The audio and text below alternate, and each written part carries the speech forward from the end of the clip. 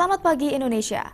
Anda menyaksikan seputar Bali terkini pukul 9 WITA bersama saya Yuma Sukmatika.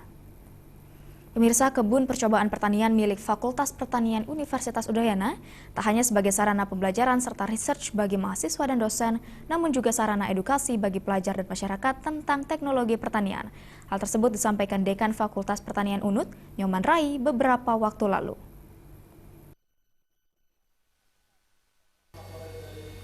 Kebun percobaan Fakultas Pertanian Universitas Udayana memiliki luas 1,8 hektar. Terdapat berbagai jenis tanaman untuk penelitian atau riset seperti tanaman melon, pisang, pepaya, terong ungu, cabai, bunga, serta tanaman lain. Dengan teknologi yang diterapkan oleh dosen dan mahasiswa untuk penelitian, hasilnya sangat bagus. Menurut Dekan Fakultas Pertanian UNUD Nyoman Rai, ke depan kebun percobaan ini diwujudkan menjadi agroedu urban wisata sehingga memberi ruang edukasi bagi masyarakat dan petani, bahkan pelajar yang ingin mengetahui teknologi pertanian.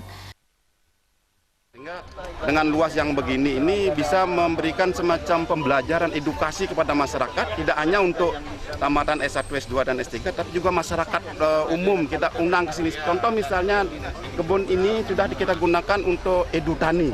Anak-anak TK, anak-anak SD sudah ada banyak yang datang ke sini untuk mengetahui tentang teknologi pertanian yang senyatanya. Kemarin kita datangkan petani untuk belajar ke sini. Kita berikan ada kelas nanti, ada kelas yang kita secara berkala bisa kita undang petani. Adanya kebun percobaan yang telah direvitalisasi ini diharapkan dapat memberi informasi kepada masyarakat mengenai pertanian perkotaan dengan teknologi yang dimiliki saat ini. Kebun ini juga sering dikunjungi mahasiswa dari luar Bali seperti Jawa, Sumatera, NTT, dan NTB. Pera Widya dan Setiawan, Bali TV.